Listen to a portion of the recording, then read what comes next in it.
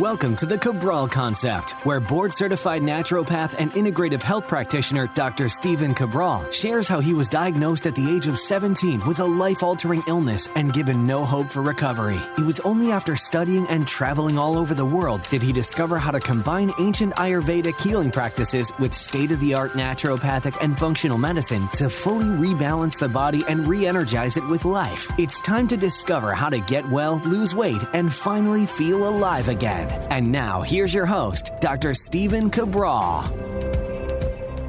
Hi, everyone, and welcome back to the show. It's great to be here with you today on this Total Wellness Tuesday episode, where we are going to talk about one of the few things that you can do to actually eliminate bloating quickly. So I want to be able to really drill down today on some of the underlying issues of bloating that we absolutely should work on. But believe it or not, there are a few quick things that you can do to eliminate bloating with certain meals in foods, and I want to share those things with you here today.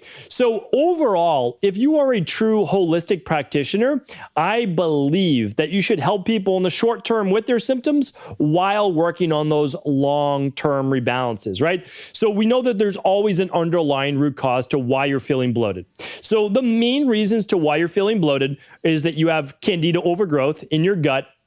And what happens is about a half hour to 2-3 hours after a meal, you might start to ferment more of that food in the gut, causing bloating. It can cause loose stool, or it can cause constipation as well. You could have brain fog, you can have skin rashes, headaches, all sorts of different reactions from yeast overgrowth. So that's one potential. The other is SIBO. Some people are now pronouncing it SIBO. It's SIBO. And when we look at SIBO, small intestinal bacterial overgrowth, we're looking at an overgrowth of not just yeast and candida, which is oftentimes present with SIBO, but actually bacterial overgrowth in your gut, namely your small intestine, which is the largest part of your intestinal tract. Now, with small intestinal bacterial overgrowth, it could actually be beneficial bacteria. It could be good bacteria there, but it's just overgrown. It's abundant, or there's what's called a form of dysbiosis. So we run a lot of bacteria and parasite stool testing, and oftentimes we don't always see what we call negative bacteria, or you call it bad bacteria. But we'll see is the good bacteria is actually overgrown and imbalanced. So basically, there's not enough lactobacillus-based bacteria to crowd out a lot of the bifidobacterium-based bacteria. So that's a potential, and that's going to cause gas and bloating, all sorts of different issues. And then there's H. pylori. H. pylori is a big one, oftentimes in the stomach, and yes, it can move down the digestive tract. And what happens is that changes the stomach acid as well in the stomach. It can lead to mucosal inflammation. It can lead to ulcers in your stomach. One of the most common reasons for gastric ulcers is H. pylori. It's so common as well, and that's why it's good to test for that too. And then there's another one, which is parasites. So those are the four main reasons why people have gas, bloating, constipation, loose stool, acid reflux, you name it. But believe it or not, if you're getting that bloating within 30 minutes of a meal, it could actually also be a lack of stomach acid and or a lack of enzymes. And the fastest way then to relieve that bloating with very little, if any, repercussions, like negative side effects, would be with enzymes. Now, the interesting thing about enzymes are they are present in almost every living food. So when you take in vegetables, there's going to be enzymes in vegetables. We'll talk about that. When you take in fruit, there'll be enzymes in fruits. Same with starches, those types of things. Now, let's look at it this way. The reason why these foods have enzymes is not just for us, but when these foods need to biodegrade, let's say an apple falls to the ground, it crushes that cellular wall structure inside of the apple, and then that apple begins to degrade itself. It literally eats itself with those enzymes, and that's because it has to. If not, we would have fruit and veggies lasting forever, right? So how do you get things to last longer? Well, you take out the enzymes, right? So when you want to cook something, can something, whatever it might be, typically you're cooking it out. You're getting rid of the enzymes. You're keeping it in more of an acid-based environment, and that's going to allow it to cure or last longer. So that's a simple way, but we have to understand is I don't have an issue with people cooking their food. Some foods are actually more nutritious when they are cooked, and you can check out my podcast I did, and we'll try to link it up for you today. Today's episode 1754. I believe it's episode 1754. Yes, it is. So StephenCabral.com/1754. We'll try to link this up for you, but it's basically basically like the nutrition of cooked versus raw versus frozen based foods. And you'll see that with a lot of veggies, actually some are much more beneficial when they are cooked, especially our cruciferous based vegetables. Now, there's a time and place for everything, I understand. But let's say we cook these foods and we cook most of our foods like we do in most cultures, Western based cultures. Well, what happens is about 118 degrees, those enzymes start to get broken down. And again, I don't know that's necessarily all bad. Do I think that you should include some raw food in your diet? Yes, and that's why I'm a huge advocate of smoothies, because smoothies break down the food, still contains the enzymes. You eat that, you still get the enzymes, but it's also not so hard to digest all of that food. But anyway, I digress. So let's go back. Let's move into those enzymes. What do the enzymes do? Well, the enzymes, just like in the apple analogy, break down the food. So if you were to put out some oatmeal or some whatever it might be, you could just add some enzymes to that, amylase, and you would watch that oatmeal actually turn to a puddle, basically, of water, because it would be breaking it down right in that bowl. And if you were to get more of these enzymes into your own body, well, what does it do? Well, it gives your stomach a little bit more of a rest. Now, a lot of people say, well, if you take that many enzymes, your body's going to be reliant on the enzymes. That is not necessarily true. And we haven't seen that play out in our practice. It is theorized by some people, but we've not seen that play out. I'm going to give you two reasons why. One, when you are eating foods, you go out in nature, you see a food, you eat that apple. We'll stick with the apple analogy. That apple has enzymes. That does not mean your body's going to stop producing the enzymes it would need, like let's say a xylanase, to break down that apple. So you're not going to stop. If you get those enzymes from nature, great. You need to then have less of your own, less of those pancreatic enzymes coming to the small intestine, the duodenum, etc. But here's what also happens. As we age, people typically produce less stomach acid, which helps to break down proteins. As we age, we oftentimes produce less enzymes, which help break down all of our foods. So it's really important. I would not fall into the camp as believing that enzymes are going to be harmful. I really don't believe that, and especially if we're only using them, with basically whole food meals, like the meals that we really need them with. And I want to share with you today, because I really want to demystify this. Enzymes can be something that would allow you to go out to eat, would allow you to enjoy a lot of healthy foods too, and be able to break them down to a better degree, because we know there's a lot of great nutrition in some of these foods that cause you bloating. And if it causes you bloating, that's not a food sensitivity. Now, you have to run a food sensitivity test to see if that's an issue. It might be. But if you get bloating within 30 minutes, it's not really a food reaction. I mean, it can be. It's typically a digestive reaction, meaning that it's sitting there in your stomach and the transit time is too slow. So it's not moving through your stomach fast enough. So it's putrefying. And I will also link up my show on food combining. You can check that out as well. We'll link that up at stephencabral.com/1754 just to make it easier for you. But you can always search all my previous podcasts at stephencabral.com/podcasts. And you'll be able to see all the previous podcasts there. You can type in a keyword such as food combining, and you'll see all my shows that I talked about food combining on.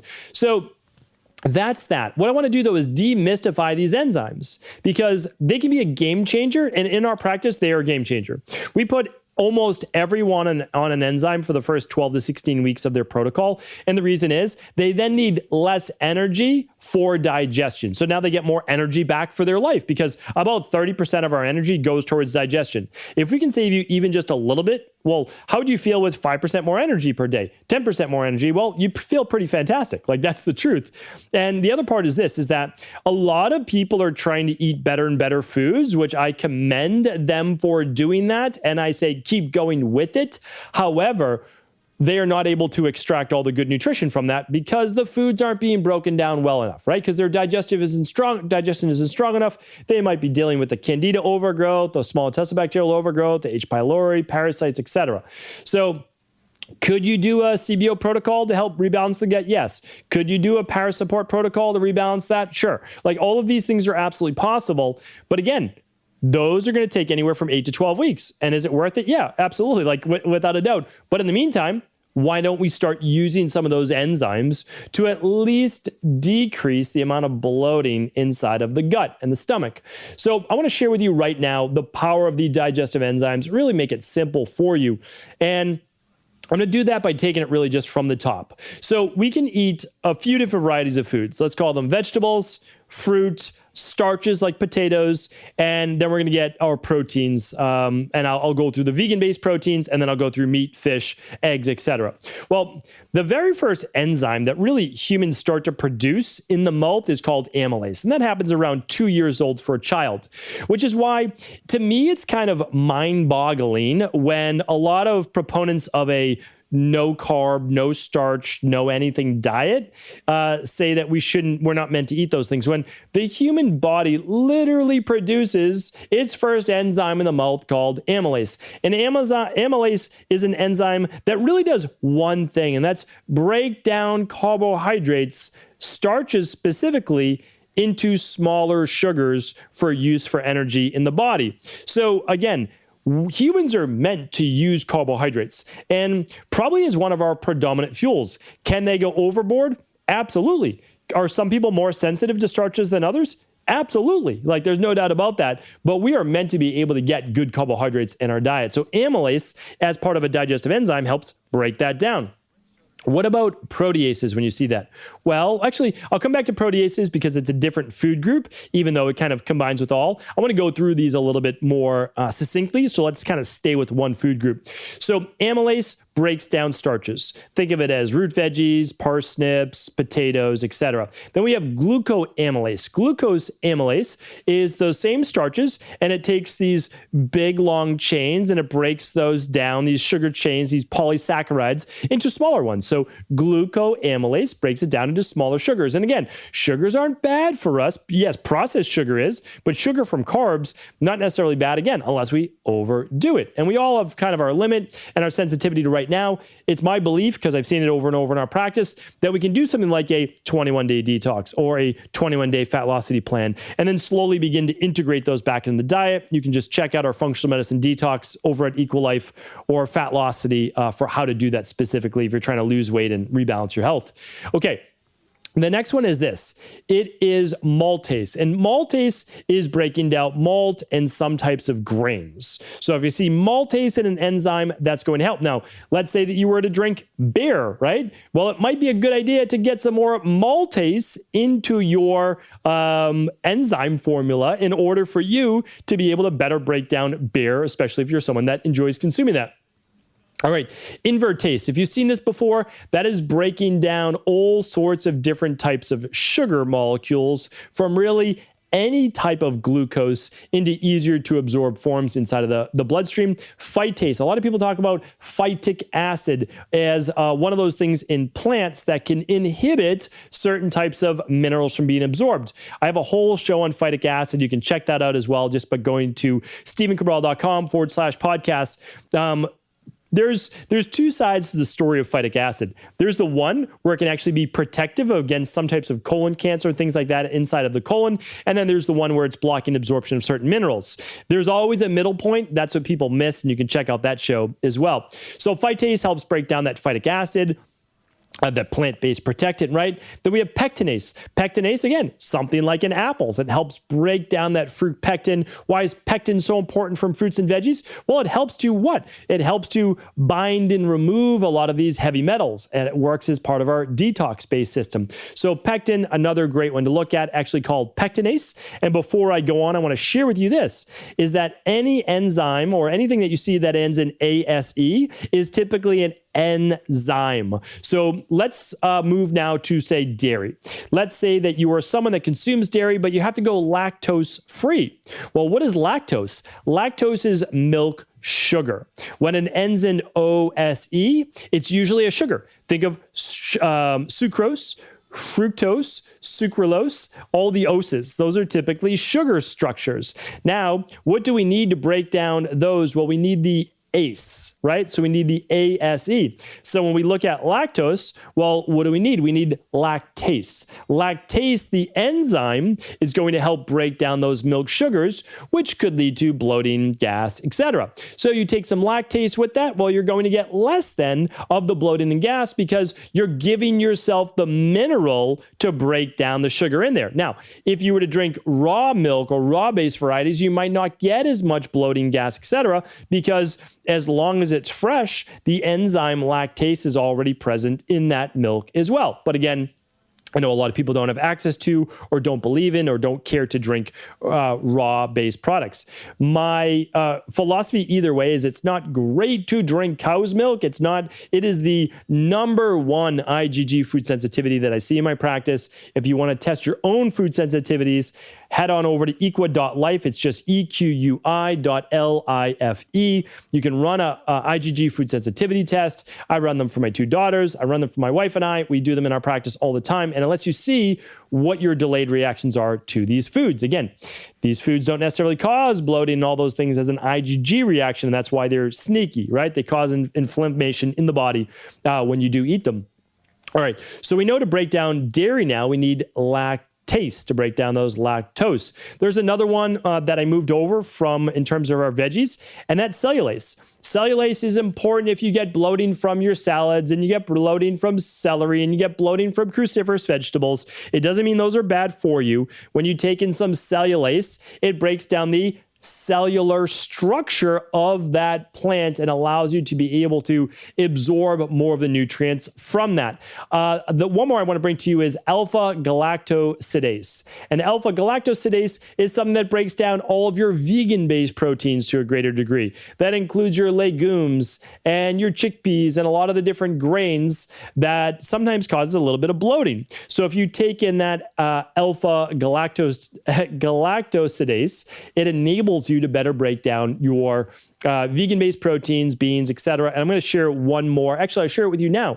And that's when we look at specialty blends. So we look at these phenolic compounds. Again, phenols is another thing that gets a bad rap right now. And that's because we look at polyphenols and we say, oh, all of these people are reacting to these polyphenols when, again, we have to understand, it's typically an imbalanced gut that does not allow you to break down these foods properly.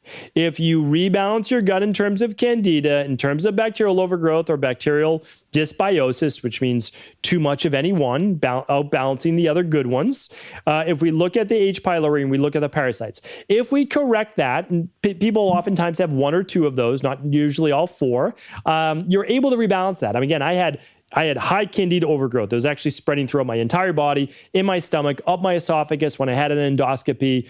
Brutal, right? So it took me some time and I got rid of that, which is one of the ways that I was able to heal. I got rid of my small intestinal bacterial overgrowth before it was even popular 20 years ago. And I got rid of my H. pylori.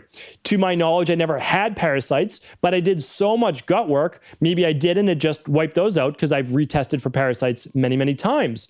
So that's going to help you with histamine levels. It's going to help you with all sorts of digestive issues. But all these people going on drastic elimination plans, I get it for the first 3 weeks or 6 weeks or so, but you can't stay like that for the rest of your life. That's not how humans are meant to eat. Just because it causes you discomfort to eat some of these veggies and fruits, it's not the vegetables and the fruits' fault. It's that you have an imbalanced gut microbiome. We don't want to just stay away from them, and we want to correct the overall issue. And again, in our practice, we do that with things like the CBO protocol. We do it with the bacterial and parasite stool test, by doing the Candida metabolic and vitamins test. So the IgG food sensitivity test, those are all great to do.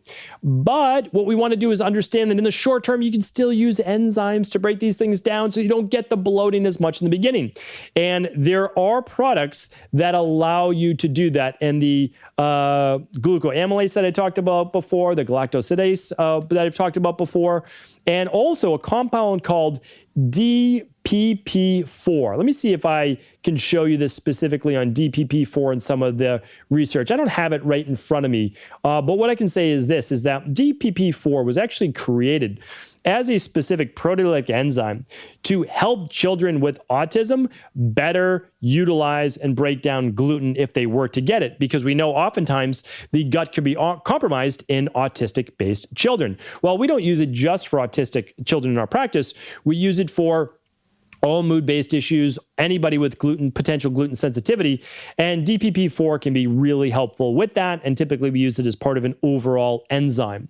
Another one that we use for people with bloating, especially around fruits and veggies, is something called xylanase. Xylanase, which begins with an X, allows you to break down a lot of those fruits and vegetables and is absolutely tremendous at helping people, especially with those vegan-based proteins as well. So hemicellulase is another one you'll often see. Don't be too confused about that because I want to teach you, right? So I don't want to just have you memorize these things. What I want to be able to do is teach you. So when you see cellulase, you're thinking cellular, you're thinking of cellulose structure in type of plant, a salad, cruciferous vegetables, etc.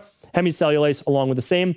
And believe it or not, you get the fringe benefit of helping to break down some candida that might be in the gut as well. So those are all the main ones I wanted to share with you before.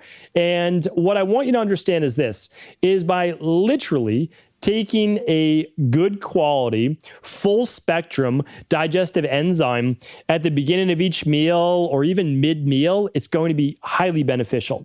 I used to just do it at night with my dinners, which was typically a more complicated meal. That's when I might have a heavier protein at night, simply because I don't have that time, like many of you, to stop midday when that should be our largest meal. So but what I've started doing is simply taking one at lunch and one at dinner. And if I ever feel a little bit full, because you really shouldn't feel full, like bloated, even just a little full is kind of bloated. And so I'll just take another one at the end of the meal. Like if you feel that way, you can take it an hour later, a half hour later. There's not an issue with that. But if you're someone that's dealing with bloating right now, there's nothing wrong with taking 1 to 3 digestive enzymes with the meal, ideally the beginning of the meal, to see if that helps with a lot of the bloating. But remember, that's the short-term help with the symptoms, and I'm happy to help you with that. And hopefully I was able to explain that today.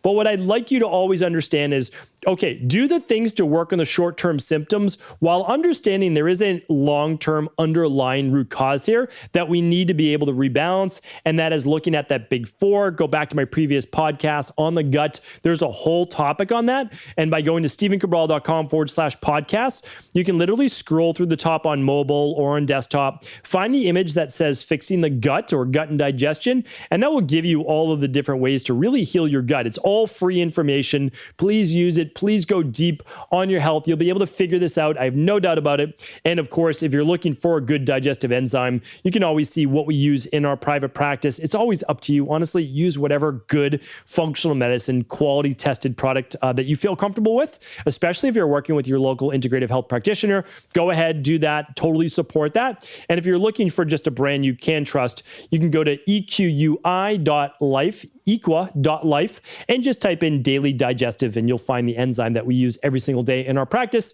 And for those people like myself, that when you want to have a flex meal, a little bit of a cheat meal that might contain some dairy, that might contain some gluten, you can add an extra enzyme or two to that with something called the gluten and dairy support, which just gives you more of the DPP4 and the lactase to break down that lactose. So hopefully this was helpful. Thank you so much once again for tuning into the show. And of course, if this show was helpful, please do feel free to share it with anyone you believe it could serve.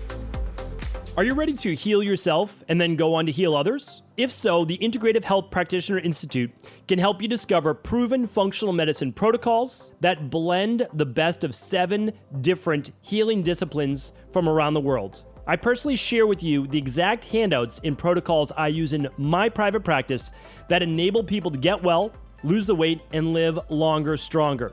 I want to pass this information on to the next generation of health coaches, and that is exactly why I created IHP. We are the future of the health coaching industry, and the skills and knowledge you will learn will make you an in-demand certified health coach anywhere in the world. Although we have many medical professionals taking the IHP certifications, no experience is necessary, and half our members have no previous health certifications.